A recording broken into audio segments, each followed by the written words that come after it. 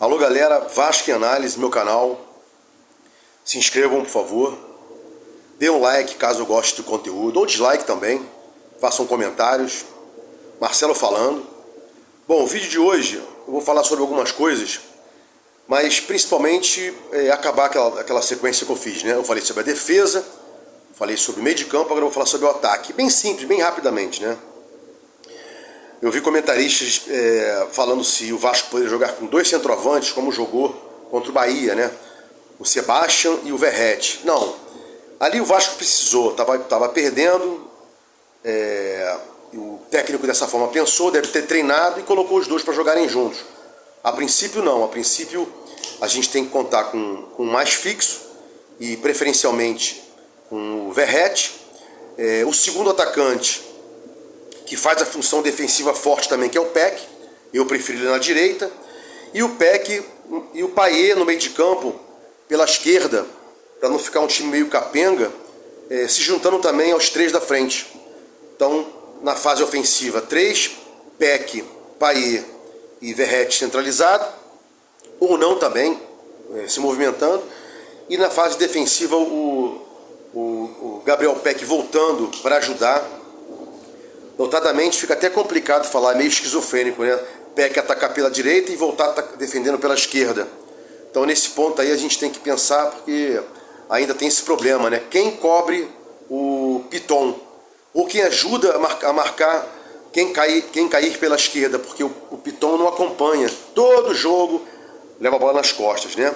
Então, nesse caso aí, por essa disfunção defensiva do Piton, Peck pela esquerda, o Payet flutuando mais um pouco, e friso aqui, na fase ofensiva, os 3, e na fase defensiva, o Payet voltando menos, só preenchendo ali o meio de campo, e o Peck voltando bastante para poder fazer dois, quem vem a cair aqui pelo ataque do lado direito do Vasco, né? Lado esquerdo na defesa, Vasco, lado direito de quem ataca contra o Vasco defensivamente pela esquerda. E pela direita, já falei já em outros vídeos, né? O Serginho ajudando o Bambu, etc. Bom, Vasco Fluminense sábado que vem. Tá longe, mas a gente tem que ir falando sobre isso. Notícias são soltadas aí sobre como o time está treinando, como o time está indo aí para esse confronto. Marlon Gomes aí era um bom handicap pela esquerda, no meio de campo, está machucado, lesão aí. Talvez não jogue, fatalmente não vai jogar, mesmo que seja uma lesão na face, talvez seja um problema, né? O jogador, uma contusão, dizem que é fratura, recém-realizada a fratura, recém-sofrida, ele pode ficar com temendo alguma coisa, né? Um novo choque e tal. Acho que o Fluminense, que tem um belo time, e um belíssimo treinador também, ele joga muito povoado no meio de campo, com fases que ele bota uma superioridade numérica em cima de fases e de espaços do campo. Então, se ele está na fase do meio de campo, depois na fase ofensiva, no terceiro terço, ele sempre tem superioridade numérica. Então tem que verificar isso. O Fluminense ele se mantém com superioridade numérica numa fase do campo. Notadamente lá, ele está marcando em cima agora, no terceiro terço, no segundo terço, e espelhar o Fluminense, ou seja, ocupar os espaços com o Fluminense para que a gente não perca o meio de campo. A gente vem jogando com o Zé Gabriel muito fixo, e tem que ser assim, porque Piton sai, a gente fica só com 2 lá atrás. Paulinho, Praxedes e o Payet e o Peck tem que preencher mais o meio de campo, né? E o Verratti voltar ao máximo que ele puder para perturbar ali a saída de bola do Fluminense. E olho vivo na profundidade que o Fluminense tem pela direita, com Arias, e pela esquerda com Cano. E já vi também, algumas vezes, o André chegar muito na área. É um ótimo volante, acima da média, né? Marca e sai pro jogo. Então a gente tem que ficar ali muito de olho vivo na entrada da área do Vasco. O Fluminense tem um cara que chuta. Salvo engano é o Xavier, acho que é Xavier, chuta bastante, né? Fez 2 gols aí na Libertadores, um de cada lado. E olho vivo nas profundidades, né? O Fluminense joga muito com uma situação bem sorrateira. Os atacantes saem da área, puxa a marcação e entra o Arias e o Cano nos espaços aí Arias e o Keno, se eu falei Cano antes é Keno, e pelos espaços que são deixados quando o Cano sai da área e carrega a marcação. Então, olho vivo nessa jogada aí do Fluminense, né? Que também na criação aí, superioridade numérica, que o Diniz já fazia no Vasco, só que não tinha material humano, ele teve que sair do Vasco para tentar a vida em outro lugar melhor, né? Porque o Vasco estava numa draga danada na segunda divisão, ainda está também na primeira, mas no ano que o Diniz comandou o Vasco, né?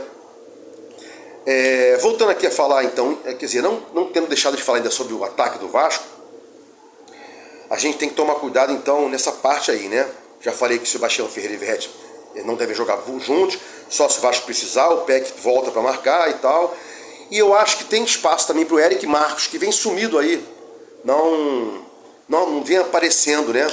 E o Rossi também é uma possibilidade, que o Rossi também volta para marcar, né? Então, fechando aí o ataque, também comentei a questão do Fluminense. Um antídoto, né, contra o Fluminense, que é povoar o meio de campo e olho vivo nas profundidades. Vamos levar a bola nas costas do Piton, temos que ficar de olho nisso. O Léo tem que ficar mais fixo.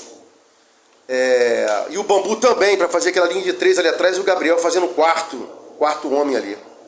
Vai ser dureza, né?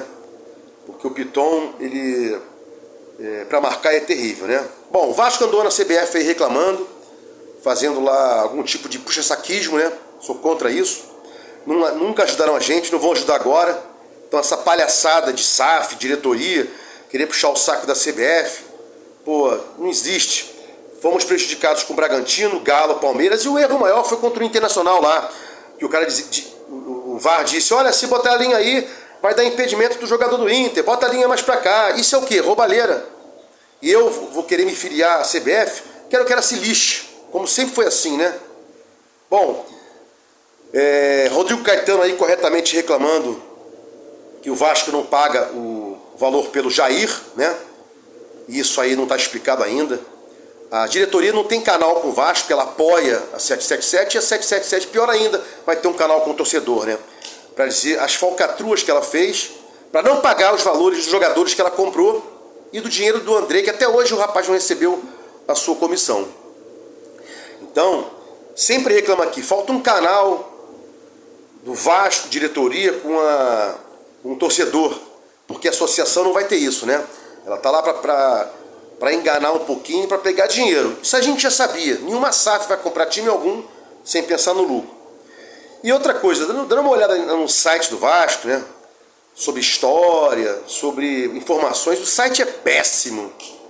E tá lá há quase 2 anos, né? Em breve, maiores informações sobre a história do Vasco.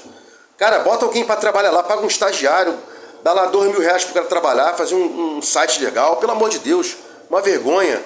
O Off Rio, ele vai ao site do Vasco para colher informações, né?